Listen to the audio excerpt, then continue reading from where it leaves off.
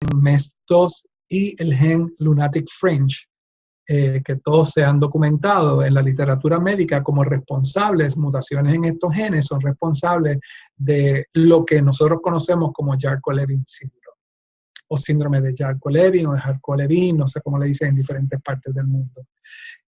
Vamos a hablar un poquito del análisis del fenotipo. O sea, el fenotipo no es otra cosa que las manifestaciones clínicas que tienen los pacientes, que aunque es bastante homogéneo, puede variar y algunos pacientes pueden presentar más algún signo o síntoma que otro. Pero en general, la parte posterior de la cabeza es un poco más aplanada, eso se conoce como flat occiput o occiput plano. Tiene un cuello extremadamente corto y no funcional, o sea que no podemos girar la cabeza con el cuello. La parte posterior de la línea de inserción del cabello está baja. No hay epicanthal folds o slants. Tiene unas narices en formas normales. Esto es una foto de un paciente con Charcot-Levin, que obviamente tengo autorización para usarla, alguien que aprecio y conozco hace muchos años, y que tiene la condición y fue parte del estudio inicial donde se descubrió el gen MES2 como responsable de la disostosis espondilotorácica en Puerto Rico. Como ustedes pueden ver, hasta yo mismo a veces uso la palabra displasia, la palabra disostosis, y es que hasta hace muy poco se intercambiaban ambas palabras y se hablaba de una disostosis espondilocostal y de una displasia espondilotorácica. Sin embargo, una vez que se conoce la razón molecular de Charcot-Levin, particularmente de la espondilotorácica, realmente es un tipo de disostosis, no de una displasia, así que se supone que la palabra correcta debe ser disostosis espondilotorácica. Yo me tengo todavía que acostumbrar a ello. Vamos a continuar.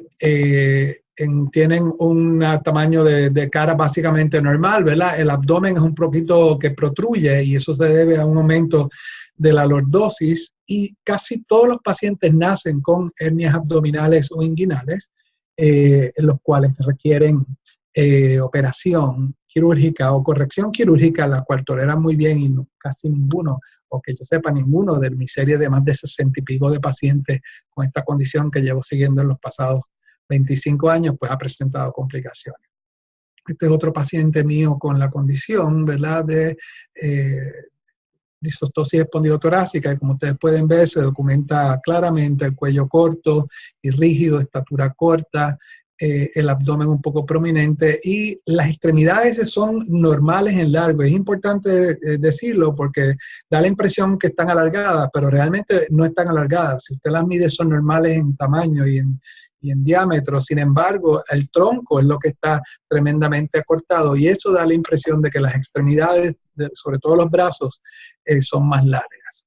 Esto es una radiografía que de hecho fue una de las primeras radiografías que publicamos, tiene muchos años, donde ustedes pueden ver una espina dorsal extremadamente corta, podemos ver las anomalías vertebrales, y si usted no es médico, y aún para los médicos, hay muchos médicos que no conocen este tipo de displasias o disostosis esqueletales. A lo mejor usted no puede saber que esto es un paciente con Charcot-Levin, pero sí debería de saber que hay algo tremendamente anómalo. Sencillamente hay un patrón distinto, irregular y no uniformado de la formación de las vértebras. Básicamente, como dijo el doctor Peter Turnpenny en su paper muy bueno, magistral, ¿verdad?, de LL3, es lo que llaman el patrón de piedritas en la playa, o Pebble Beach pattern. Y sencillamente las vértebras se ven como piedritas, ¿verdad?, en un patrón de pedregal.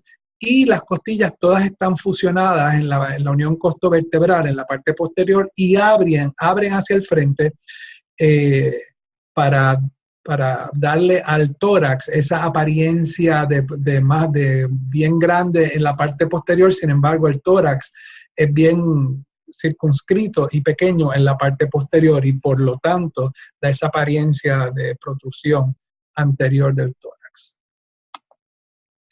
Esto es un CT scan reconstructivo, ¿verdad?, de un paciente con la disostosis espondilotorácica, y ustedes pueden ver que hay una fusión de esas vértebras, y de costillas, ¿verdad?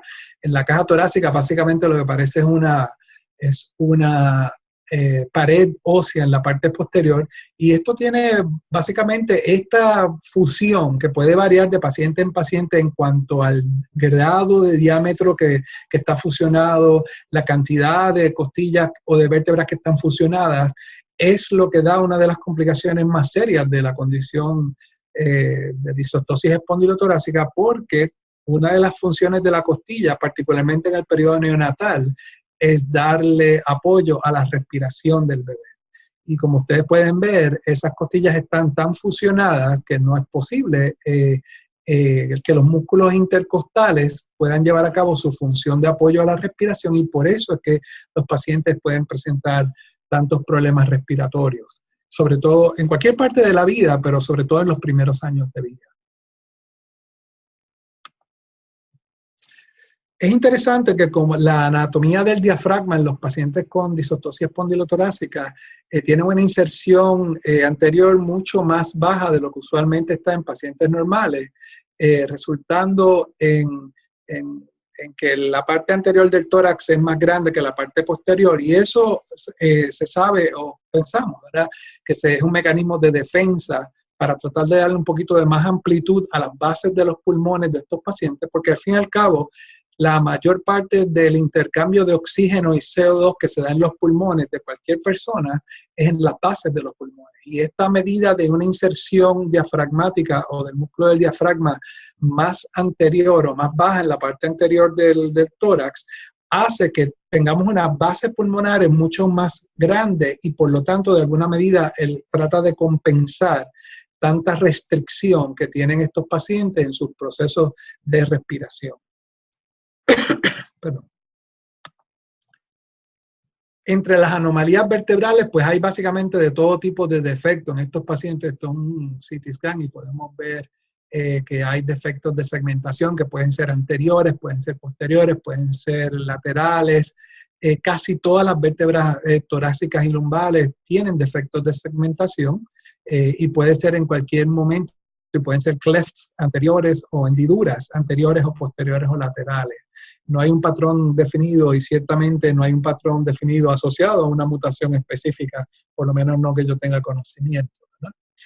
Pero sí, todos estos pacientes tienen muchas anomalías de segmentación. Interesantemente, las vértebras adquieren este es el diámetro normal de una vértebra, donde ustedes pueden ver que es más o menos en forma de habichuelita.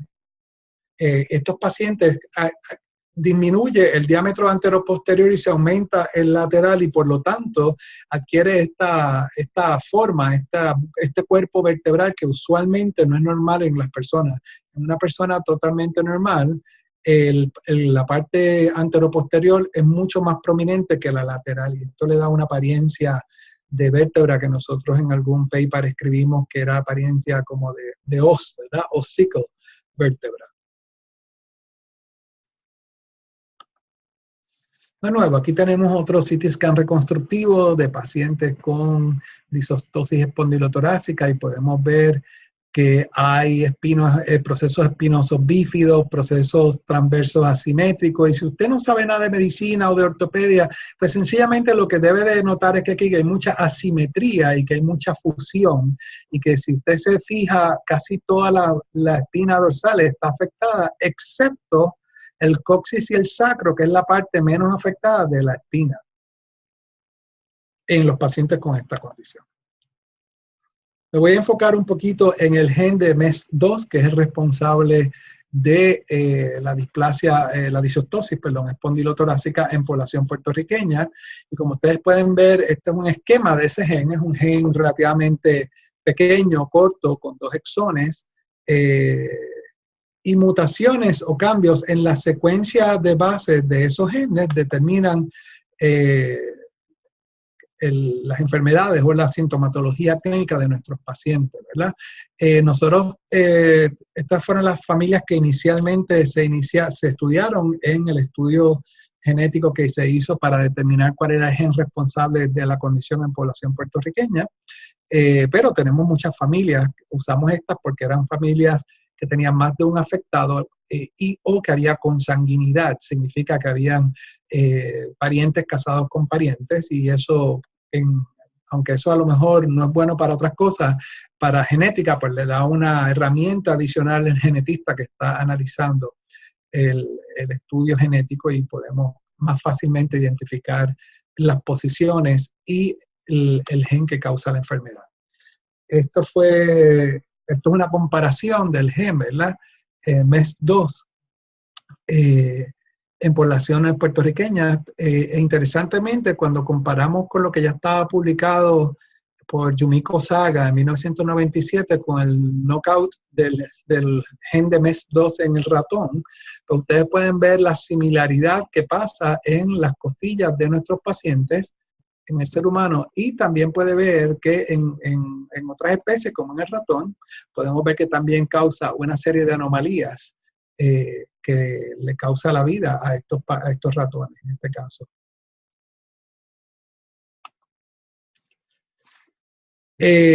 Hemos identificado varias mutaciones, ¿verdad? Y obviamente aquí no voy a hablar de todas las mutaciones que hemos identificado ni de todos los genes, sino voy a hablar del más importante o el más predominante o el más prevalente en la población puertorriqueña.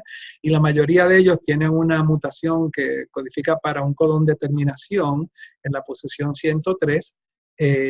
Y eso hace que esa proteína de MES2 no se pueda producir de una forma apropiada. Esto es en el dominio del VHLH, y este cambio, un solo cambio de una guanina por una timina, hace que ya toda esa lectura del gen de MES2 se altere, y por lo tanto esa alteración causa que esa proteína no sea la correcta. Y como esto es un gen de señal que tiene que ver con como yo les dije anteriormente, son genes que tienen que ver con cuándo es que un gen tiene que prender, apagar. Pues el MES2 ayuda mucho a la lateralización de la vértebra. Básicamente le dice a esa célula, mira, esta va a ser tu parte lateral de cada vértebra. Sin embargo, si esa información no está ahí, pues esa lateralidad se ve afectada, y por lo tanto las costillas no saben dónde insertarse porque no reconocen la parte lateral de la vértebra, y lo que hace es que se fusionan entre sí, y eso causa todos los problemas clínicos que están, ¿verdad?, explícitamente identificados en la condición de disostosis espondilotorácica o Charcot-Levin syndrome. Tenemos diferentes tipos de mutaciones. No solamente hemos visto ese tipo de mutación, sino también hemos visto mutaciones que tienen otro tipo de efecto, ¿verdad? Aquí en el VHLH, en el dominio VHLH, también vimos un cambio de una valina por una leucina, y eso es suficiente para que la información genética y lo que se traduce, la transcripción de esa información, sea distinta, y por lo tanto no sea efectiva la función de esa proteína. Acuérdense que siempre que hablamos de un gen, realmente lo que estamos hablando es de una proteína, y en este caso de una proteína de señal, que tiene que ver con, como les hablé, el semáforo. Imagínense una intersección bien transitada a la hora de tráfico mayor de cada ciudad, donde las luces no funcionan. Pues va a ser un caos. Pues literalmente ese caos es lo que le ocurre a los pacientes que tienen displasia espondilotorácica. Y como ustedes pueden ver, hay uno de los pacientes que en este cohorte que no tenía mutaciones en ninguno de los 3 genes que se habían identificado, así que obviamente sabemos que hay más genes, y ya hemos identificado otros genes que no son parte de esta presentación como responsables de aportar en el fenotipo de displasia disostosis espondilotorácica. Hemos secuenciado diferentes mutaciones en diferentes pacientes, así es que lo que tratamos de hacer es ver si teniendo diferentes mutaciones cambia el fenotipo, ¿verdad? Y en examen físico que se hicieron a todos estos pacientes que hemos seguido por los últimos 20 años, algunos de ellos, hemos visto pues cómo varía la estatura de ellos, el índice de masa corporal, que por ejemplo, si ustedes ven, el promedio es de 16.15, que es bien bajito, ¿verdad?, para la mayoría de las personas, pero obviamente tiene que ser bajito porque ellos tienen una estatura que está en la percentila número 1.15 de lo que sería dentro de una gráfica normal, ¿verdad? Tienen una circunferencia torácica que está en .621, así que estaría entre las 68 percentila, entre la primera y la 68 percentila. Y si ustedes leen algunos de los libros de fisiología, básicamente algunos de estos pacientes tienen una circunferencia torácica y una restricción que no sería consistente con la vida. Sin embargo, todos sabemos que nuestros pacientes, muchos de ellos les va bien y son adultos y trabajan y echan adelante, ¿verdad? De nuevo, tenemos una fusión cervical tremendamente rígida, donde no hay ninguna función, y la razón es que hay una fusión de arriba a abajo de todas esas vértebras cervicales y no permite que haya posibilidad de movimiento práctico para esas articulaciones. Y esto se puede ver a nivel de toda la columna, que ya hemos visto algunos estudios radiográficos, que no les voy a hablar más para no aburrirles. Pero de nuevo, volvemos a esta columna, a esta radiografía clásica, ¿verdad? En donde podemos ver esta paciente ya en este momento era un neonato, pero ya esta paciente tiene aproximadamente 22 años de edad y podemos ver que hay una malrotación del riñón derecho. Se han visto algunas anomalías de malrotaciones en el riñón y también se han visto algunas anomalías de uréter o de colectores dobles, ¿verdad? En algunos pacientes.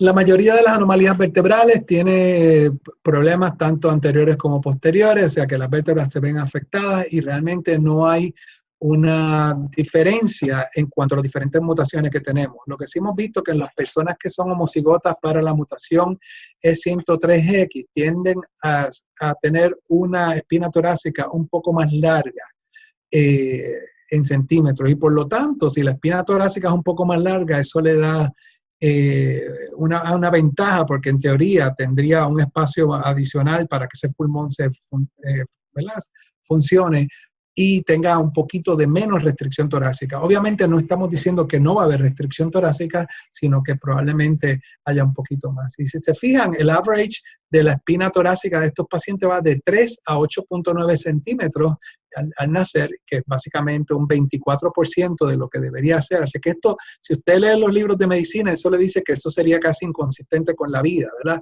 Sin embargo, sabemos que nuestros pacientes, muchos de ellos, pues sí pueden sobrevivir y con el cuidado y manejo médico apropiado, pues se puede bajar mucho la mortalidad y morbilidad de los pacientes con disostosis espondilotorácica. Tienen un volumen pulmonar bajísimo, un 23% de capacidad, que varía muchísimo, pero en la mutación de E103X, que es la más frecuente, los volúmenes de un 38% y 41% respectivamente son un poquito más altos que en los pacientes que son homocigotos para otras mutaciones.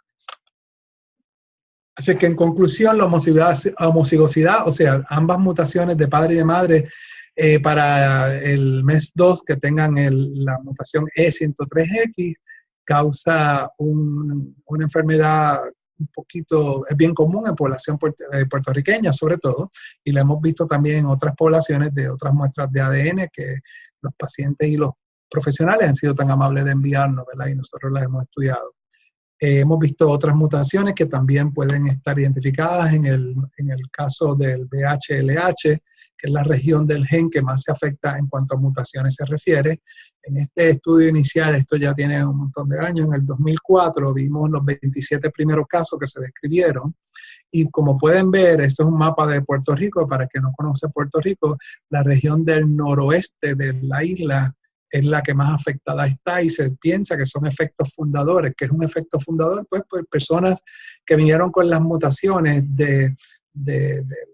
inicialmente probablemente de España, y de hecho sabemos que vienen de España y de Islas Canarias porque hemos secuenciado pacientes canarios y puertorriqueños y la secuenciación de ambos es idéntica. Así que por lo menos en Puerto Rico la mutación viene de España y del sur de España y de Canarias. Imagínese, usted me dirá, ¿cómo es posible que una persona que llegue con eso o dos adquiera una frecuencia y una prevalencia tan alta? Bueno, los efectos fundadores, sobre todo Imagínense, no sé de qué país ustedes pertenecen o de cuántos sitios tenemos, pero en Puerto Rico es una isla pequeña y vivir en los 1800 en pueblos pequeños pues conllevaba que la mayoría de las personas se casaban entre sus vecinos o las personas del mismo barrio. Y por lo tanto, de esa manera empiezan a aumentar el pool genético se disminuye y cuando cae una mutación en un pool genético pequeño puede aumentar exponencialmente, ¿verdad? Y eso es lo que se conoce como un efecto fundador, que es lo que entendemos sucedió por lo menos en población puertorriqueña.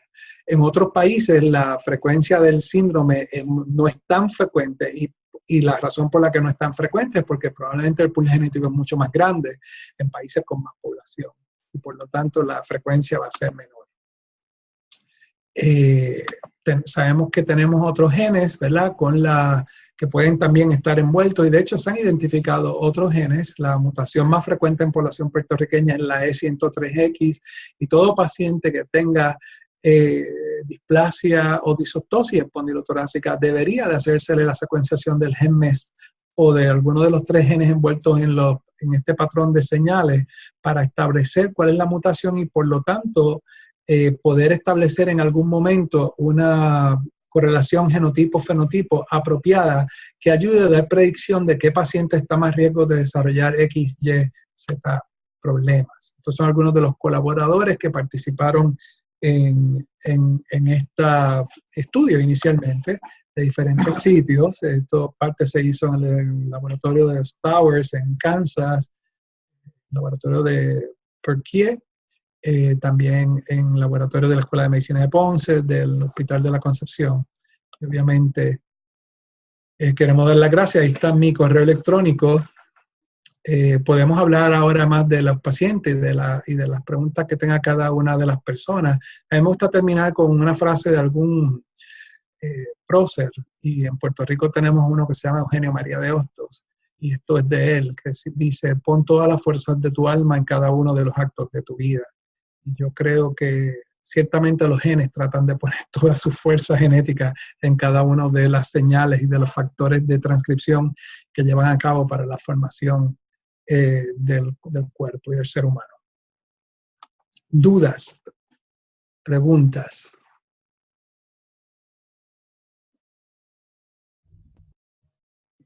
Ok, gracias Cornelia por la presentación del síndrome de Charcot-Levin. Tengo claro que fue una presentación un poco a lo mejor técnica y pues estoy en la mejor disposición de aclarar cualquier pregunta en relación ¿verdad? A lo que hablamos. Y ahora vamos a ver. Prometo que la próxima vez va a ser más clínica. Es como hice la primera vez, ¿no? Y perdón también por mí porque tuve problemas técnicos con mi computadora, estoy ahora con mi laptop. Y no hay ningún problema. Vamos a abrir esto a los participantes. Si ya puedes dejar de compartir pantalla, así se ve la pantalla. Ok, stop. Se ve la imagen. Y yo voy a empezar ahora con las preguntas de las personas. ¿Quién desea preguntar? Empezamos con Pía Ceballos, que es la primera que me ha pedido la palabra. Si tiene alguna pregunta que consultar. Gracias Jorge, muchísimas gracias. Yo no le escucho. ¿Me escuchas? Ahora sí. ¿Ahora sí? Ya. Disculpe, muchas gracias. Quería agradecer a Jorge y muchas gracias, doctor Corniel, por su tiempo. El apoyo para las familias que da una persona que sabe y que ha estado estudiando este tema mucho tiempo. Mi pregunta es si todo lo dicho para la disostosis espondilotorácica también se aplica para la espondilocostal, porque mi hija ha sido diagnosticada con disostosis espondilocostal.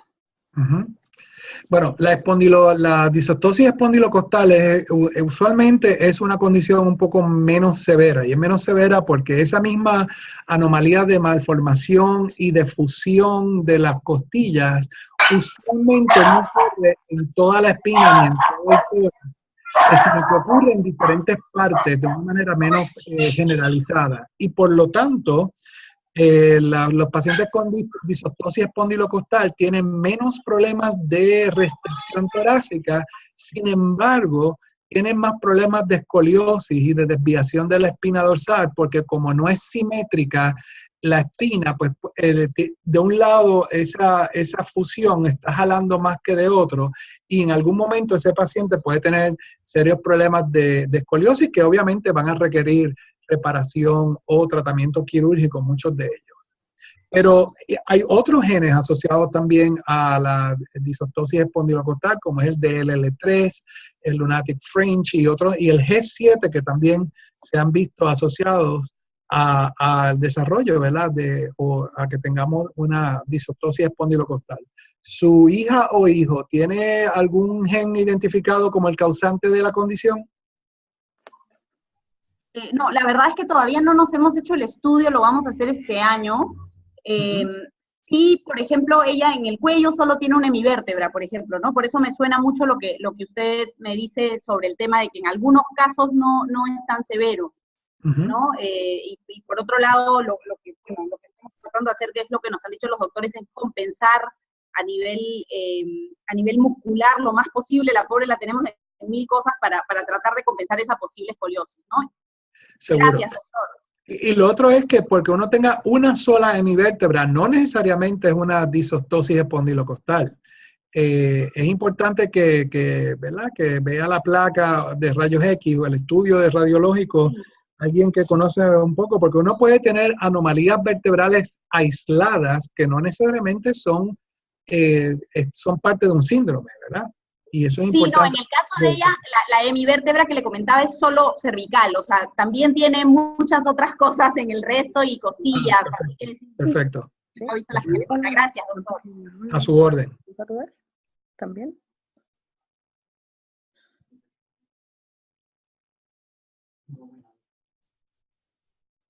¿Alguna otra pregunta?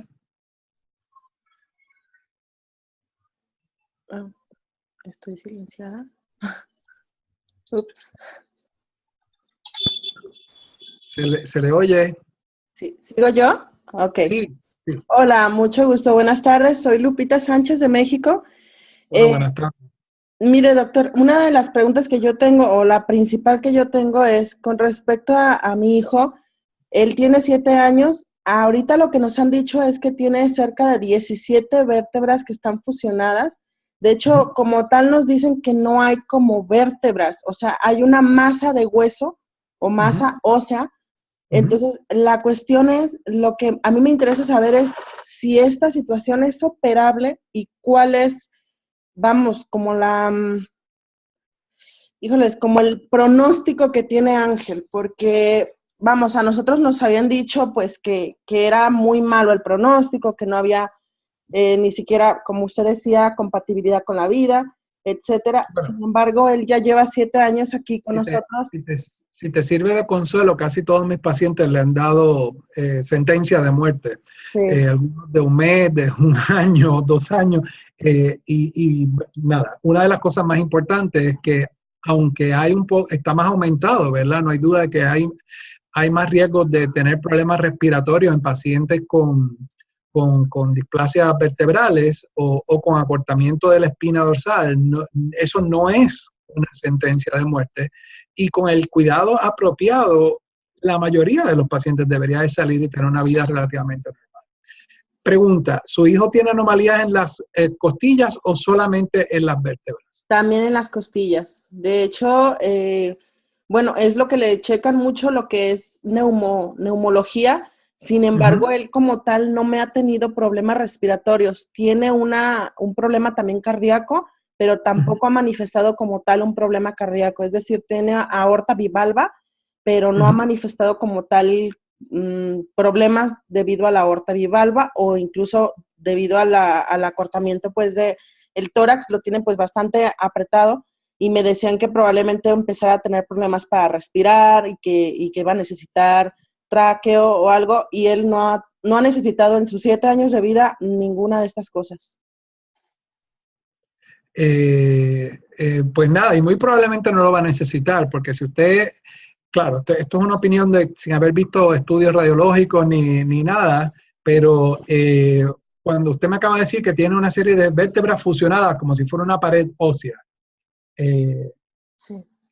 Y realmente si usted se fija en las en alguna de las, si tuvo oportunidad de ver algunas de las diapositivas que yo presenté, cuando usted ve los CT scan de estos pacientes, muchos son como una pared, o sea, casi todos de ellos. Y eso lo único que va a causar es un acortamiento de la espina dorsal, pero no va a de por sí causar ningún problema que le comprometa la vida. Sin embargo, una vez dicho esto, en el periodo neonatal, que ya su hijo lo pasó, y en la infancia, que también su hijo ya la superó, podrían estar a mayor riesgo de desarrollar complicaciones pulmonares si, por ejemplo, les da una pulmonía, les da una influenza, una infección de virus respiratorio sincitial. Entonces, como no tienen tanta capacidad pulmonar, eso puede comprometer la vida del paciente. Pero no obstante, su hijo ya tiene 7 años, que probablemente tiene un tórax de aproximadamente un niño de 3 o 4 años, normal, ¿verdad? Porque los niños con constricciones esqueletales, como la displasia espondilotorácica o espondilocostales, sobre todo las espondilotorácicas, que son las más severas y son bilaterales, está mucho más reducido el tamaño del tórax y por lo tanto tiene un poco de más riesgo. Yo creo que su hijo está bien, no va a necesitar una tráqueo si no la necesitó hasta ahora, y la única posible complicación es que le dé alguna infección pulmonar, ¿verdad? Como una pulmonía, una bronquitis, que de alguna manera podría hacer que necesite oxígeno adicional o algún tipo de ayuda en el momento, pero no creo que esto sea permanente, sino debería, una vez que se recupere de la infección y del proceso inflamatorio, debería de volver a la normalidad. En términos de tratamiento quirúrgico para esto, si no hay escoliosis y no hay desviación de la espina, no se hace absolutamente nada, se observan, porque no hay forma de que, eso lo que va a causar es que sean pequeños de estatura, pero no les va a causar deformidad necesariamente del tórax. Claro, okay. Esto es un juicio a priori, porque no conozco los detalles, ¿verdad?, de su hijo en particular, pero en la mayoría de los pacientes con fusión espinal, que no tienen ninguna otra complicación, no requieren ninguna cirugía ni mayor proceso. Ok, perfecto. Muchísimas gracias, doctor. Un placer. Bueno, gracias Lupita por tu pregunta y seguimos con Marcos Bilbao. Hola doctor, un abrazo desde Colombia. Habla la mamita de Valerie Bilbao, una bebé de 2 años diagnosticada con disostosia espondilocostal. Hola, buenas noches.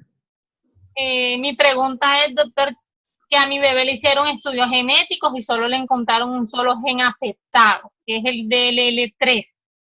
Ajá. Y el resto de genes no están afectados. Yo quería preguntarle qué significaba eso y qué iba a suceder con mi pequeña. Y muchas gracias. ¿Qué otros genes?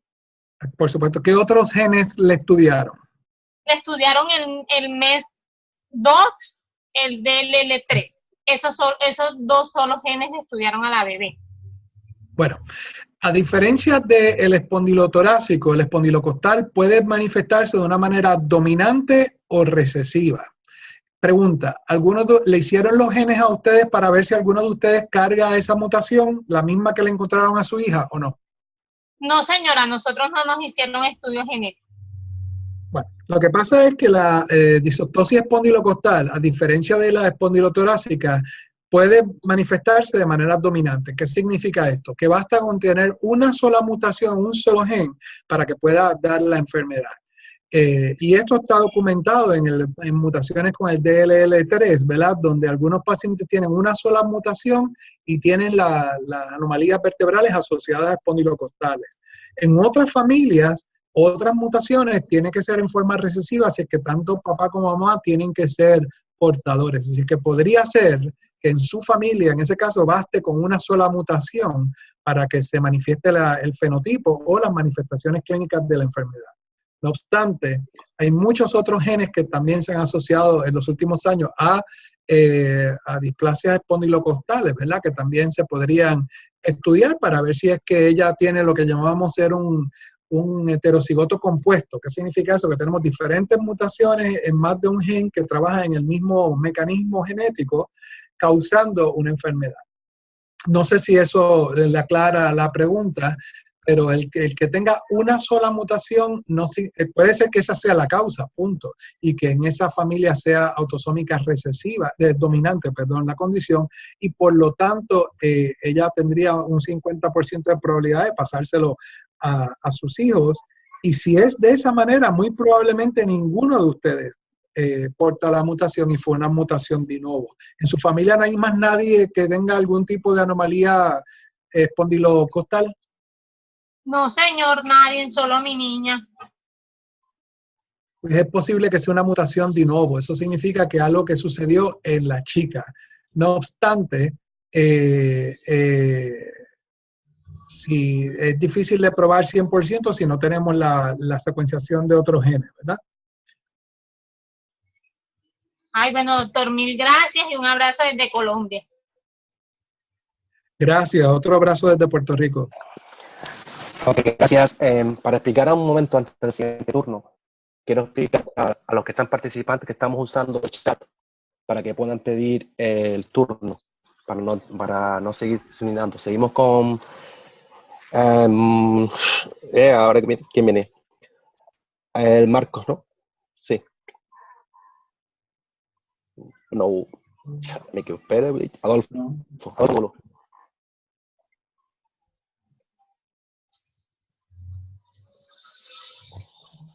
Hola, Adolfo. Hello.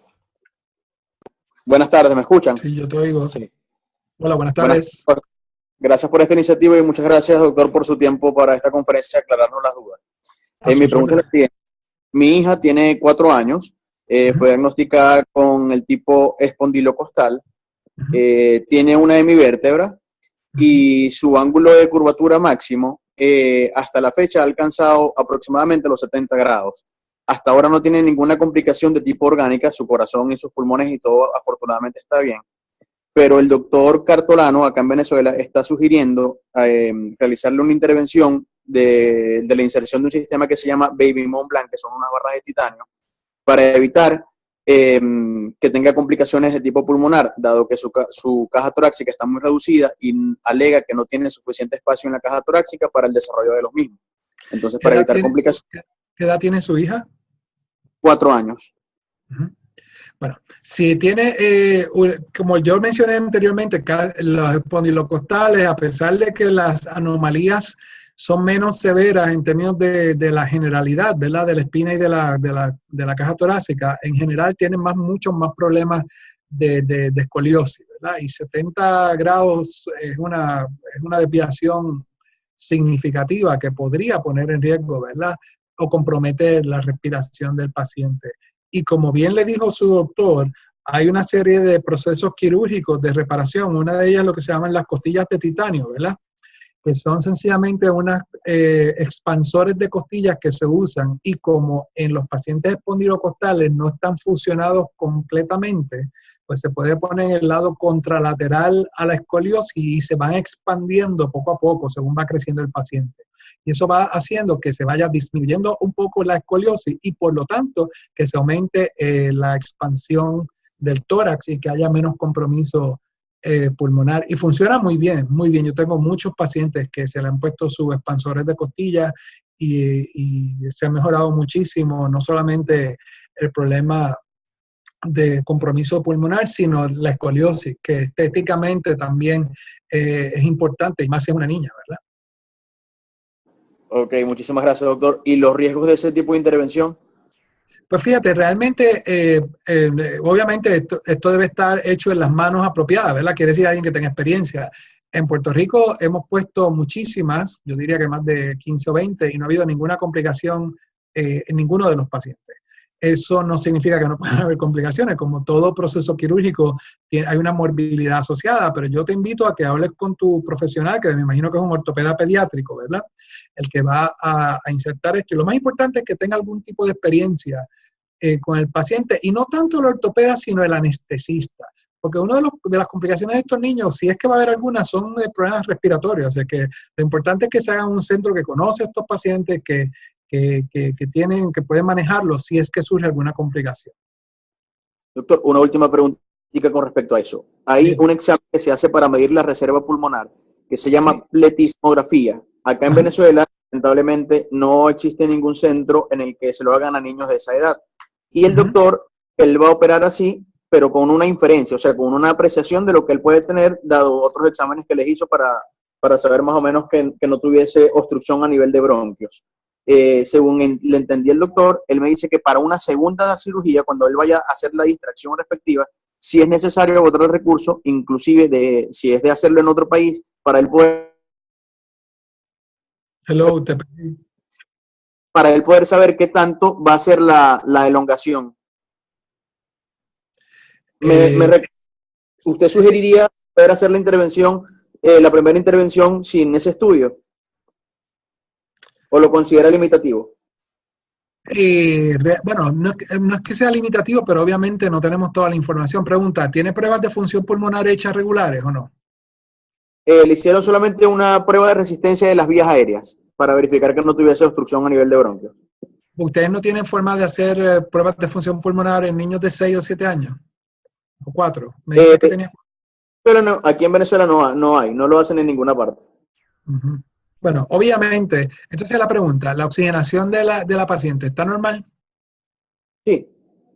¿Y ella no tiene complicaciones pulmonares serias? ¿Está hospitalizada por eso? ¿Sí o no? No, nunca, gracias a Dios. Bueno, en este caso, que no tenemos la data, ¿verdad?, más exacta, porque no sabemos exactamente cuánta restricción pulmonar o afectación pulmonar haya, pues es un caso un poquito más esotérico. Sin embargo, una desviación de 70 grados es bien significativa, y el otro problema es que eso va a seguirse pronunciando porque según va a ir creciendo el paciente, como la espina es así, el tórax es asimétrico, va a jalar más de un lado que de otro, y por lo tanto eso se va a exacerbar. Yo creo que aun cuando no tengamos el estudio, ¿verdad?, para determinarlo, si el médico que la está viendo entiende que es necesario, probablemente yo lo haría, porque tú quieres hacerlo cuando el paciente esté estable, que esté en buena salud. No quieres tener que llevar a un paciente a una crisis con un problema pulmonar, con oxigenación pobre, porque entonces eso va a complicar la operación. Así que yo entiendo que si ese es el grado de desviación y el ortopeda pediátrico así lo recomienda, probablemente eso es lo que se debe hacer. Y entonces irlo manejando clínicamente en términos de seguir haciendo los estudios de resistencia pulmonar hasta que la paciente tenga 1 o 2 años más, que ya debería tener suficiente capacidad para operar más para un estudio de función pulmonar más completo. De acuerdo, doctor. Muchísimas gracias. Muy amable. Y en Puerto Rico hay muchas personas con mucha experiencia en esto, sobre todo un gran amigo, el doctor Norman Ramírez Yush, ortopeda pediátrico, que estoy seguro que si lo contactan o me contactan, le podemos hacer el contacto al ortopeda de ustedes para que pues hable de la experiencia que él tiene, ¿verdad? Y a lo mejor de alguna manera puede ser útil para su médico. De acuerdo, doctor. Muchísimas gracias. ¿Usted realiza este tipo de intervención de las barras de titanio? No, yo soy genetista, yo no soy quirúrgico. Lamentablemente no hice nada quirúrgico y por lo tanto no gano mucho dinero. El que lo hace es la persona que me acaba de referir, ¿cierto? Exactamente, pero es mi colaborador y mi colega, así que si me contactas a mi correo electrónico que estaba puesto en la presentación, yo con mucho gusto le doy un forward al doctor Ramírez Yush y hablo con él para que él se comunique con ustedes. De acuerdo, doctor. Muchísimas gracias. A su orden. Ok, seguimos el turno con el señor Juan Antonio, si lo veo. Sí, ya Anthony, saludos, buenas noches. Hola, buenas noches, Antonio. Doctor, yo soy de Puerto Rico también, yo soy de Aguada. Mi esposa y yo, pues ella tiene un embarazo, estamos esperando un bebé, viene en camino, es una niña. Entonces, pues ya nos han atendido 4 ginecólogos. Y de esos 4 ginecólogos, los 4 no me dan buenas noticias. Porque según ellos, me dan la información que ellos vienen con el síndrome más letal. Y yo ¿Y que ese, sí. ¿Y ese diagnóstico está basado en qué? Basado, pues, que me dieron como que es más letal, porque según ellos, la columna de nuestra bebé está creciendo pequeña. Según ellos me dicen que las costillas están creciendo hacia adentro y no permite que los pulmones expandan. Bueno, tú eres de Puerto Rico, así que tú tienes forma de contactarme. Dile a tu médico que le midan la espina dorsal al bebé. Porque si tú te fijas en la presentación que yo acabo de hablar Ajá. de medidas que pueden ir de 3 milímetros, que es básicamente 1 pulgada y pico, hasta 8 centímetros. Y estos pacientes hoy en día son todos adultos y están lo más bien. Así es que no necesariamente tiene que ser necesaria sine qua non de que sea letal. Pero obviamente yo tampoco quiero ser categórico si no tengo la medida exacta del paciente, en este caso del feto, ¿verdad? ¿Cuántas semanas tiene de embarazo su esposa? Ella tiene, hoy es bien 19 semanas, O sea, que está comenzando el embarazo. Es, correcto. es importante que le midan la espina dorsal, sobre todo cuando entre en su segundo trimestre, ¿verdad? Si es que van a, ¿verdad?, a continuar con su embarazo. No se puede decir que porque una espina sea muy acortada, necesariamente el paciente va a terminar ¿verdad?, que no sea viable o que vaya a morir. Hay muchos otros factores que pueden afectar el pronóstico de un paciente, sobre todo y más importante, que nazca en el sitio apropiado, con médicos que tengan experiencia, porque lamentablemente, aún en Puerto Rico, la mayoría de los médicos, primero, no saben nada de Charcot-Levin, segundo, se creen que saben y le dan diagnósticos de pronósticos de muerte a todo el mundo, y lo hacen de una manera muy poco ética, muy poco profesional, y sobre todo, las facilidades neonatales de los hospitales no siempre cuentan con lo que se necesita para manejar un niño de esto, que es, por ejemplo, aislamiento. Este es un bebé, debe estar aislado respiratoriamente para que no se contamine con las bacterias de otros bebés.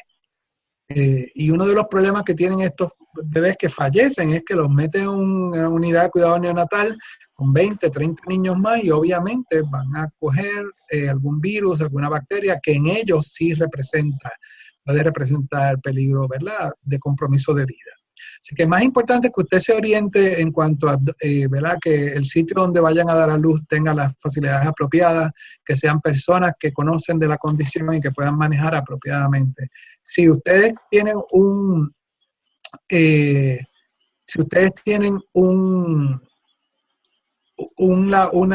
buen estudio del segundo trimestre y me lo quieren hacer llegar con la medida de la espina del bebé, yo con mucho gusto puedo dar mi impresión, que no necesariamente significa que es la Sí, más. sí, doctor. Ahora mismo mi cuñada acabó de escribirle los centímetros de la espina dorsal, que Ajá. es 5.4 centímetros. Pues, por ejemplo, eso es una espina que eso en el primer trimestre, en el segundo trimestre de embarazo, que podría llegar a 7 o 8 al nacer, que no necesariamente tiene que ser inconsistente con la vida. Porque yo he tenido pacientes con espinas de 7, de 8, que salen y están, pues, viviendo. Ajá. Eso no significa que estén exclusivamente libres de complicaciones, pueden tener complicaciones, ¿verdad? Por eso te digo que es importante que en el área donde ustedes van a decidir que van a tener a su bebé, haya médicos que sean competentes y que las facilidades sean las apropiadas para un bebé con estas características para que nazca. A mí me refirieron para el hospital universitario. Uh-huh. Y de los ginecólogos que hemos ido, pues que ninguno me quiere atender el embarazo. Uh-huh. ¿Hay alguien que usted conozca que sea profesional para eso? Bueno, hay muchos ginecólogos que son muy profesionales en Puerto Rico, ¿verdad? Si tú vas a nacer en el área oeste, yo me parece que el mejor hospital para que un bebé con estas condiciones nazca es el Hospital de la Concepción en San Germán. Y la razón es que el neonatólogo de allí, que es el doctor Suárez Villamil, tiene mucha experiencia con estos pacientes y probablemente, en mi opinión, ¿verdad?, tiene el mejor manejo médico para los neonatos con Charcot-Levin que hay en Puerto Rico. El hospital de San Germán. Sí, en la Concepción en San Germán, y allí también hay varios ginecólogos muy buenos que también han tenido experiencia con Charcot-Levin. De todas maneras, si quieres detalles más específicos, por favor, contáctame a mi correo electrónico para no tener que hacerlo de una manera tan sí, pública. claro. Yo le tiré una screenshot a su email. Ok. Y así, pues, ya me imagino ya como mañana pues nos estaremos comunicando.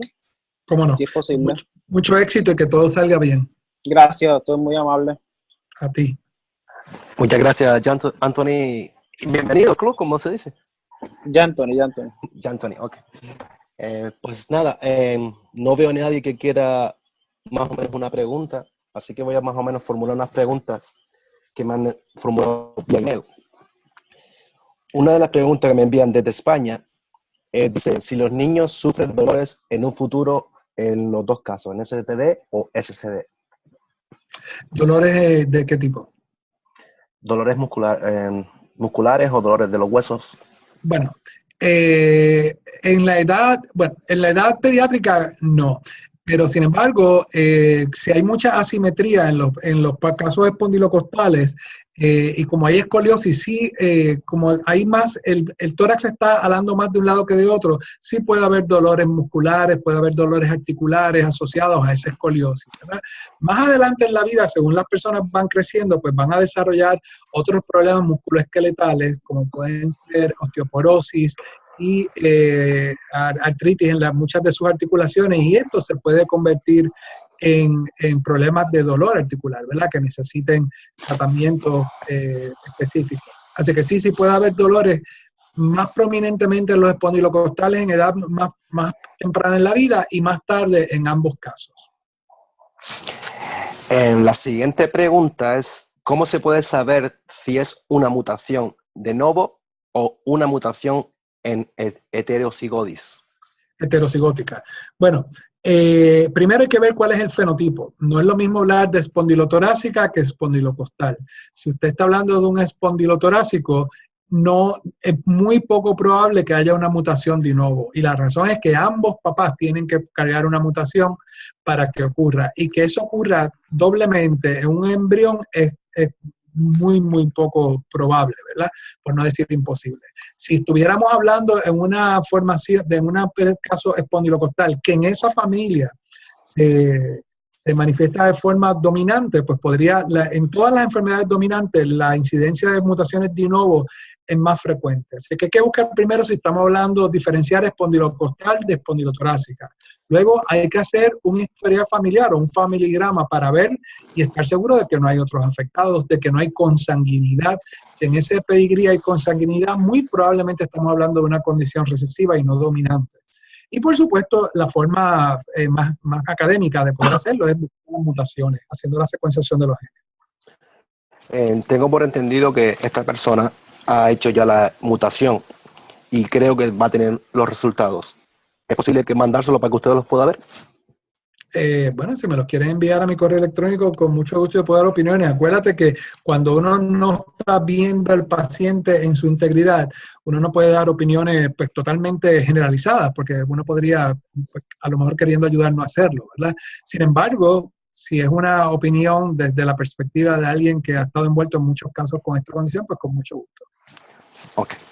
La otra pregunta es el crecimiento de los huesos en el problema con niños con espondilocostal o falta de vértebra. ¿Cuál sería el crecimiento hasta qué edades? Los niños van a seguir creciendo como cualquier otro ser humano, ¿verdad? Usualmente las placas epifisiarias de crecimiento cierran a partir de cuando empieza la pubertad en los varones y en las niñas. Así que una vez que la niña empieza su proceso de menstruación, ya ahí empiezan a cerrar las placas epifisiarias, que son las placas de crecimiento de los huesos, y después de eso, pues crecen 2 o 3 años más en mucha menor cantidad. Sin embargo, la espina dorsal de estos niños siempre va a estar acortada, porque acuérdate que esas vértebras están mal formadas, o están fusionadas, o están hendidas, o fisuradas, y por lo tanto, no importa cuánto estímulo de crecimiento haya en ese cuerpo, esa espina nunca va a poder crecer normalmente. Así es que el crecimiento va a estar limitado tanto en espondilocostal como en espondilotorácica, de alguna medida. Obviamente los pacientes con espondilotorácica usualmente son más pequeños que los pacientes con espondilocostal, pero ambos tienen estaturas bajas, por debajo del promedio, ¿verdad? De una persona que no tiene ninguna anomalía vertebral. Sí, más o menos. Entonces, la época para hacer una operación de expandidor de titanio sería entre 2 a 16 entre niñas y 2 a 18 entre varón. Eso, en la época apropiada está determinada de caso a caso. De la misma manera que no hay dos pacientes con diabetes que sean iguales, no hay dos pacientes con espondilotorácica ni con espondilocostales que sean iguales. Así que cada niño, tiene que ser evaluado por sus médicos, ¿verdad? Apropiadamente, y determinar cuándo es el momento apropiado para ese paciente. En algunos casos puede ser a los 2, 3, 4 años, y obviamente no se hace antes de esto porque no hay instrumentación quirúrgica para hacerlo antes de los 2 años. Sin embargo, hay pacientes que a lo mejor pueden esperar un poco más o sencillamente no la necesiten. No todo paciente con espondilotorácica necesariamente necesita costillas o expansión de titanio. Otra pregunta sería, ¿cuál es el sentido o qué exactamente peculiar sería el diafragma en este tema respiratorio en estos niños con pacientes de Charcot-Levin? Bueno, el diafragma es básicamente todo para ellos, porque al no tener músculos intercostales funcionales, pues el músculo del diafragma, ¿verdad?, que es el que divide el tórax de la barriga o del abdomen, es el que se encarga de la respiración de estos pacientes. Así que cualquier cosa que interfiera con ese músculo diafragmático, como cuál puede ser el sobrepeso. El sobrepeso en estos niños es letal. No podemos permitir que se nos pongan obesos y que se nos pongan muy gordos, porque acuérdese que mientras más usted pesa, más panículo adiposo hay en el abdomen y por lo tanto más trabajo le está dando ese músculo diafragmático. Otra cosa que no deben de hacer los bebés cuando están en edad, en esos primeros meses de vida, no se debe dar demasiada comida de una sola vez, y la razón es que cuando hay expansión de la burbuja del estómago, compromete ese músculo diafragmático, así que es preferible alimentarlos con poca cantidad muy frecuentemente. En vez de darle 3 onzas cada 3 horas, se les da 1 onza aunque se le dé cada hora. Eso es preferible y lo toleran mucho mejor para evitar el compromiso del diafragma en el periodo neonatal. Así que cualquier cosa que comprometa el diafragma, por consecuencia, podría estar comprometiendo la respiración de los pacientes. Bueno, ya una pregunta más general. Pongamos un ejemplo, como el caso de Anthony. Estoy embarazado, mi esposa está embarazada, no yo. Imposible. Que pongamos, mi esposa está embarazada, estoy en otro país que no sea Puerto Rico. ¿Usted le pondría como un ejemplo a poder seguir para poder obtener ese hijo en condiciones y seguras? No entiendo la pregunta. ¿Tú la puedes hacer de nuevo? Si, por ejemplo, en Perú, México, hay una mujer embarazada con un niño de Charcot-Levin. ¿Qué pasos debería de seguir esta persona para estar seguro del nacimiento y una tranquilidad en el tema?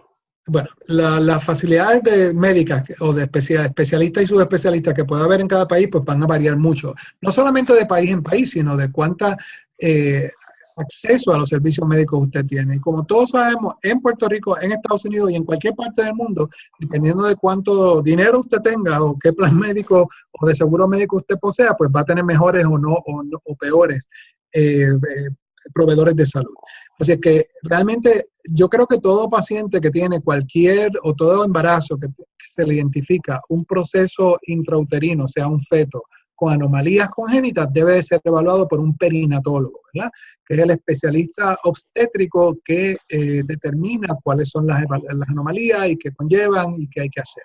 Luego debe tener un buen, obviamente, ginecólogo que el ginecólogo realmente no necesita tanta experiencia en esto, pero sí pues importante que nazca en un hospital donde haya cuidados terciarios. ¿Qué significa eso? Que haya una unidad de cuidado intensivo neonatal para que si se complica el paciente se le puedan dar los mejores servicios provistos en ese centro, que podrían incluir y no estar limitados a problemas respiratorios, intubación, evaluación quirúrgica, evaluación por un neumólogo pediátrico, evaluación por un cardiólogo pediátrico, y ciertamente un genetista debe estar envuelto en la evaluación de ese bebé cuando nace. Así que dentro de los recursos que cada cual tenga o no tenga, debe de tratar de buscar los mejores disponibles en su área. También pueden entrar en internet para ver si alguno de los médicos disponibles dentro de su red de proveedores de servicios de salud ha tenido experiencia con pacientes con anomalías ¿verdad?, ya sea esqueletales o anomalías congénitas. Y si lo hay, pues tratar de utilizar a ese proveedor de servicio porque probablemente tenga un poco de más experiencia que otro que nunca lo ha tenido. Que es uno de los problemas que a veces vemos, que vemos los medios que dicen, yo nunca he tenido un caso de esto, y por lo tanto no saben qué hacer con el paciente. Así que dentro de los recursos que cada cual pueda tener, tratar de buscar lo mejor posible. Y eso, de nuevo, puede variar de país en país y de ciudad en ciudad inclusive. Okay. Y la otra pregunta más o menos general. Tenemos un hijo con Charcot-Levin, ¿espondilocostal o espondilotorácica? ¿Cuál es la pregunta? Tenemos un hijo con espondilocostal o espondilotorácica. Uh-huh. ¿Cuál es su manejo diario? ¿Qué precauciones tenemos que tomar? ¿Cómo tenemos el día a día con ellos? Bueno, es que de nuevo, hablar del día a día de un paciente varía muchísimo, porque eso va a depender de qué complicaciones puede o no puede tener, cómo está respiratoriamente hablando. Hay pacientes que, como mencionó alguien ahorita que llamó, que le dijeron que iba a tener muchas complicaciones y tiene 7 años y está bien y nunca ha necesitado nada. Yo tengo pacientes con espondilotorácica severa, que no tuvieron ninguna complicación en su periodo neonatal respiratoria. Así es que no necesariamente tiene que ser dependiente de oxígeno o de ¿verdad? Problemas respiratorios. Así que, claro, si es que el paciente tiene dependencia de oxígeno o de ventilador en los pacientes, pues entonces cada uno de ellos debe estar evaluado por un neumólogo, por un genetista y por un neonatólogo que sea parte de ese manejo, ¿verdad?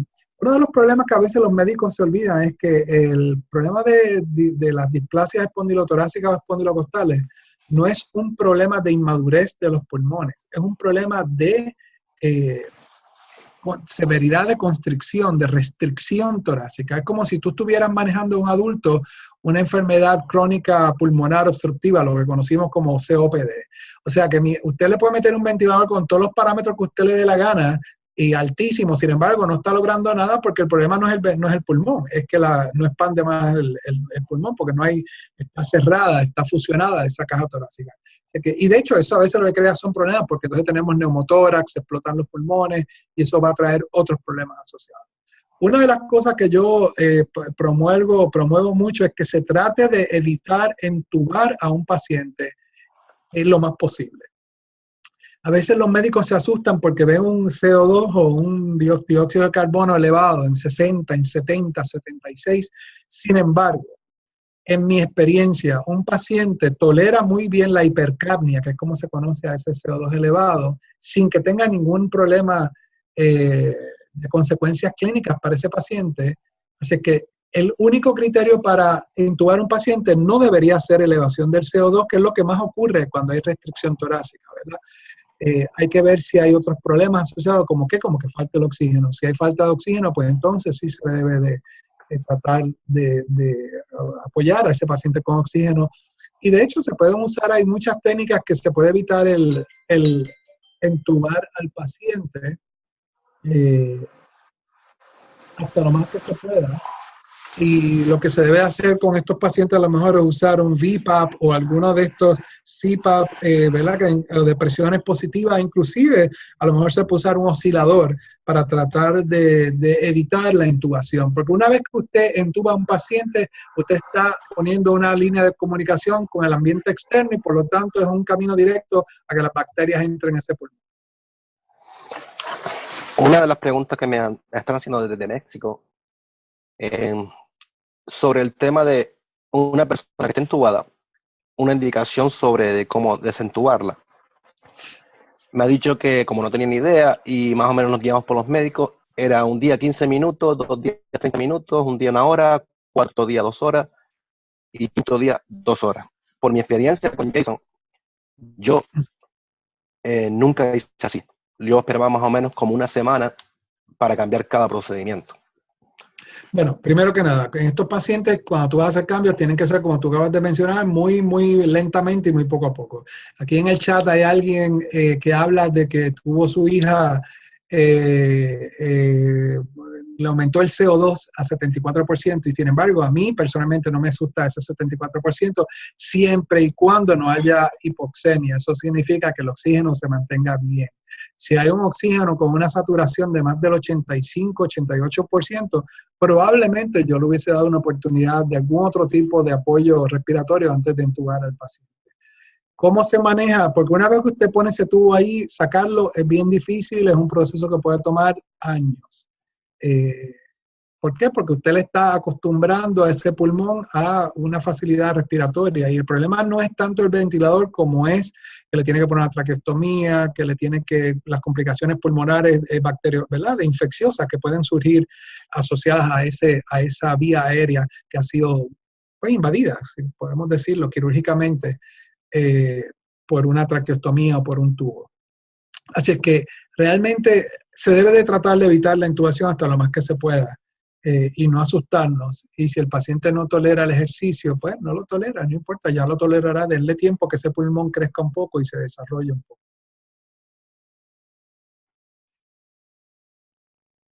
¿Alguna otra pregunta?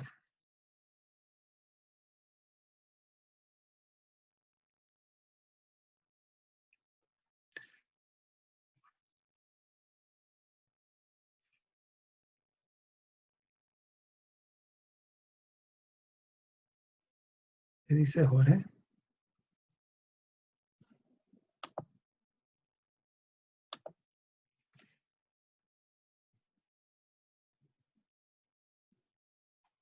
¿Está online? No. Perdimos a Jorge, parece, y él estaba teniendo problemas con su computadora, así que no sé si es que perdió su conexión de internet o no. Las demás personas siguen ahí. Así es que yo voy a leer preguntas que estoy recibiendo vía el chat, ¿verdad? Sí. Tenemos a Lupita Sánchez que dice, sí, hola. ¿Qué tiempo tendremos que esperar para volver a hacer los ejercicios? Bueno, eso depende de la edad del paciente, pero probablemente puede ser de meses hasta varios años, dependiendo de la edad que tenga su hijo o hija, ¿no?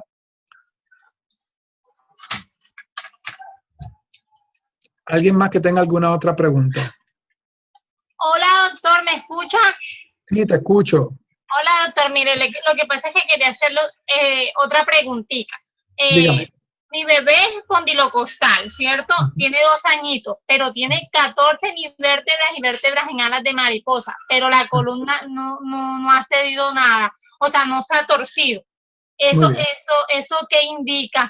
Y no sufre de nada, absolutamente nada. O sea, vivíamos en una ciudad de clima frío y nos mudamos a una ciudad de clima caliente y ahorita la bebé no se ha enfermado para absolutamente nada. Indica que tienes una bebé espectacular, que te la tienes que disfrutar como uno se disfruta a cualquiera de los hijos, ¿verdad? Y no preocuparnos innecesariamente. El tener, como les dije anteriormente, el tener una anomalía costovertebral no necesariamente es sine qua non de complicaciones respiratorias. No obstante, esas fusiones y esas hemivértebras o vértebras en forma de mariposa, como usted describió, ¿verdad? Podrían causar otros problemas. El que no tenga una desviación de la columna en los primeros 2 años no significa que no la va a desarrollar más tarde.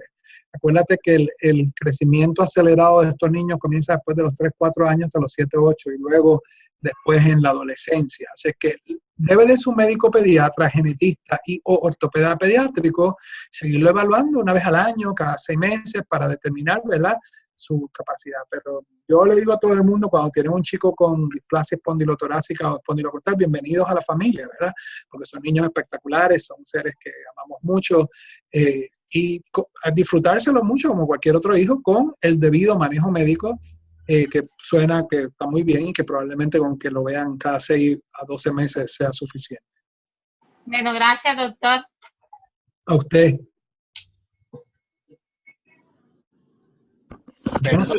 Por la internet se me cayó. Me caí la internet, caí con todo. Es que esto es de los Estados Unidos, que tú sabes, hablan mucho, pero a la hora de la verdad. Gracias. No tengo más nada. En Puerto Rico se nos fue, tuvimos un blackout total hace 3, 4 días y a mí no se me ha caído el internet. No, ya, tengo un problema hoy bastante grueso. En Carlos de México, ¿estás conectado? ¿Tienes micrófono? Carlos. ¿Verdad? Sí, Hola. aquí estoy. Bueno, ¿me Sí. escuchan? Sí, le escucha el Hola. doctor Cornea. Sí, perfectamente. La otra pregunta que tengo es sobre cada cuándo tiene que vernos el genetista. ¿Qué edad tiene su hijo? Está a punto de cumplir el año. Y está estable, no tiene ningún problema clínico. Tiene gastrostomía, tiene traqueotomía y fue la niña que intentamos desconectar hace poco. Ah, sí, que lo leí en el chat. Bueno, eso depende del servicio de genetistas, ¿verdad? En términos de accesibilidad que ustedes tienen. Yo sé que en México hay muchos genetistas muy buenos, y son muchos. Un niño, por ejemplo, con esas condiciones, con esas características, yo lo veo cada 2 o 3 meses, usualmente. Y su médico respiratorio lo ve también cada 2 o 3 meses, si es que está estable, ¿verdad?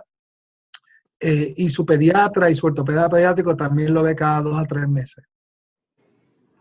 Pero de nuevo, cada niño hay que individualizar el manejo, ¿verdad? Porque eso va a depender de las necesidades particulares. Importante que se alimente bien, que esté creciendo, que el tamaño, que esté ganando peso apropiadamente, que una dietista esté envuelta en el manejo de lo que se le pasa por esa gastrostomía, ese tipo de cosas. Gracias, doctor. Un abrazo, que todo salga bien. Gracias. Seguimos entonces ahora con Lupita. Lupita. Hola. Hola, ya. Buenas tardes, doctor. Nuevamente yo, de Guadalajara. Nada más, una última pregunta. Hace ratito mencionó las barras de titanio. Ajá. Nos han sugerido la cirugía de barras de titanio para Ángel. Sin embargo, el ortopedista, hay 2 clínicas que ven a Ángel. El ortopedista del Instituto Mexicano del Seguro Social y el ortopedista de la clínica Shiners en la Ciudad de México. Ambos coincidieron en que no van a operar a Ángel debido al gran riesgo, inclusive de daño neurológico o muerte. Entonces, mi pregunta va encaminada a que los casos que usted ha tenido, doctor, ¿cuál ha sido, como el manejo que han tenido? ¿Todos han estado operados con estas barras o en realidad es una cirugía meramente estética? No, la verdad, desconozco. Ninguna cirugía de esta índole se hace con propósitos estéticos. Okay. Siempre se hace por necesidad médica. Pregunto, ¿su hijo tiene espondilotorácica o espondilocostal? Espondilocostal. ¿Y qué edad tiene? 7 años. 7 años. ¿Y respiratoriamente, está estable o no está estable? Lo están checando, pero sí, de repente cuando él respira, cuando él camina, se agita muy fácilmente. ¿Y tiene escoliosis? ¿Tiene desviación de la columna vertebral, de la espina? Sí. ¿De cuántos grados? Déjame checo. Lo que pasa es que creo que ha ido aumentando. Ahorita lo último que nos dijeron fue 30 grados. No, 40 grados, perdón. Bueno, 40 grados todavía es una escoliosis que no necesariamente necesita cirugía, sin embargo. Y el problema es que yo no puedo predecir qué va a pasar con esa escoliosis sin tener una placa o un estudio radiológico del niño, ¿verdad? Pero yo personalmente no hemos visto las complicaciones. Complicaciones neurológicas no va a haber ninguna porque esto se hace en la parte posterior del tórax y por ahí no hay ninguna complicación neurológica. Cualquier complicación neurológica que tenga un niño que se le hace una costilla de titanio, realmente pues es que no está bien hecho, porque no debería de haber ninguna complicación neurológica. Obviamente sí puede haber complicaciones de índole respiratoria, como puede haber porque se va a una anestesia, una intubación, etcétera, etcétera. Realmente la experiencia de los Shriners, inclusive, porque aquí los Shriners vienen a Puerto Rico también y yo he trabajado mucho con ellos, ha sido muy buena. Yo recuerdo la primera reemplazo de costilla, yo fui con los Shriners a ver la sala en Filadelfia. Tienen muy buena experiencia y no ha habido ninguna complicación en esos pacientes, ni en Filadelfia ni en Puerto Rico. No obstante, a lo mejor sus ortopedas deberían de comunicarse, como le dije a otra persona anteriormente, con algún ortopeda que sí tenga experiencia con esta cirugía, porque realmente la cirugía no es no es tan complicada como suena, ¿verdad? A veces los médicos le cogen miedo porque realmente no saben de lo que se trata o nunca la han llevado a cabo. Así que me atrevo a sugerir el nombre del doctor Norman Ramírez Yush, con doble L, UCH, y él es uno de los ortopedas puertorriqueños que más experiencia tiene en costillas de titanio, y él está accesible vía internet y cualquiera persona, es fácil conseguirlo, ponga su nombre en Google para que vea que le van a salir mucho. Él ha ido a México a dar conferencias, como he ido yo, y es una persona, un ortopeda pediátrico con mucho conocimiento en las costillas de titanio. Claro, si su hijo lo necesita o no, pues nada, eso habría que individualizarlo, porque yo no puedo generalizar en base a que no tengo las particularidades de su hijo, no he visto su placa, su desviación, no sé cómo ha progresado en los últimos años, pero por lo menos en mis pacientes que se les ha hecho la operación, la mayoría les va muy bien y no han tenido complicaciones. Ok, muchísimas gracias, doctor. De nada. Y sobre esta pregunta, ahí tengo yo una pequeña pregunta también. ¿Es posible quitar una vértebra de un lado y ponerse en la otra? No. No, una vértebra no, costilla, perdón. Es que no es necesario porque tú tienes una costilla de titanio que son unos expansores y eso hace el trabajo de lo que tú estás insinuando que se haga. Sí, pero no una costilla normal. No. No, porque las costillas, ¿cómo tú lo vas a hacer? Una vez que la rompes tendrías que insertar una costilla artificial o de cadáver. Pero realmente eso no se hace, Jorge. Lo que se hace es, para eso es que hay las costillas de titanio, que son expansores y tú controlas, porque una costilla que yo inserto no tengo ningún mecanismo para saber cómo va a crecer, si va a crecer apropiadamente, si va a corregir o no va a corregir. Una costilla de titanio yo tengo la posibilidad de expandirla cada 4 o 6 meses para que siga corrigiendo la deformidad que tenga el paciente. Yo me resulta bastante difícil en algunos casos poder saber si es espondilocostal, espondilotorácica, sobre todo cuando hay apertura de tórax. Bienvenido al clan. Sí, por eso le felicito porque sinceramente yo intentando ver si cuál sería, no es nada fácil. No siempre es fácil porque hay casos que son bien obvios, pero hay otros que no lo son. Es que esto es un asunto de haber visto muchos, tener muchos años en esto, y aún para los que llevamos muchos años en esto, a veces no es fácil discernir una displasia espondilotorácica de una espondilocostal o de una anomalía segmentaria espinal que no tenga nada que ver con ninguno de los dos síndromes.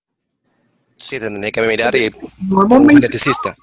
Hay otros síndromes que nos pueden dar anomalías vertebrales, ¿verdad? Como Klippel-Feil, etcétera, etcétera. O sea que es más complicado de lo que hemos hablado aquí porque nos estamos enfocando solamente en Charcot-Levin. Pero hay otros síndromes, inclusive síndromes que no tienen que ver con genes, sino con desórdenes metabólicos, como la mucopolisacaridosis, que nos pueden dar anomalías vertebrales parecidas.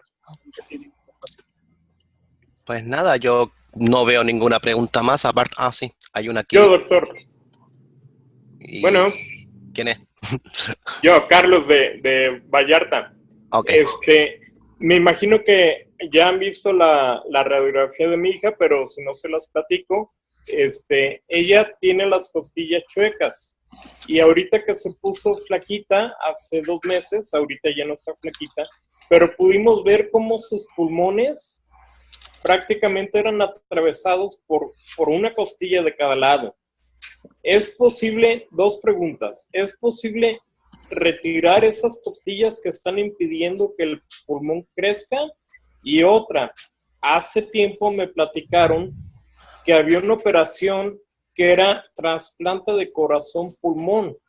¿Es factible esa operación o tendría que esperar más tiempo? Bueno, primero que nada, saludos a Vallarta, que es un pueblo que en México que yo aprecio mucho y he ido muchas veces. Saludos a todo Vallarta. Segundo, eso depende de cada paciente. Obviamente sí puede haber un trasplante de pulmón y trasplante de corazón, pero en mi experiencia ningún paciente que yo haya tenido conocimiento con distrosis espondilocostal o espondilotorácica ha necesitado ninguno de esos trasplantes. Eso no significa que su hija no lo necesite, pero es poco probable. Uno. Lo otro, cuando usted me habla de una costilla que está atravesando los pulmones, habría que ver la placa. Yo no he visto la placa, la radiografía, para determinar a qué es lo que usted se refiere con que hay una costilla atravesando los pulmones, porque realmente es una descripción muy es vaga, ¿verdad? Y dependiendo de qué sea lo que usted se refiere, pues se puede. El ortopeda pediátrico ya debe de haber visto esa placa y determinar si se puede o no se puede. Remover costillas no es tan difícil. Ok, Gracias, doctor. Ya pasamos a la última pregunta porque ya hemos pasado demasiado tiempo. En la última ya que dejamos. Germán desde Argentina. Germán. Hola, buenas tardes. Buenas tardes, doctor. Disculpe la molestia, la verdad que quise comunicarme con usted. Estoy esperando hace mucho tiempo la conexión y se me cortó a mí. La pregunta que yo te voy a hacer, ya la respondió.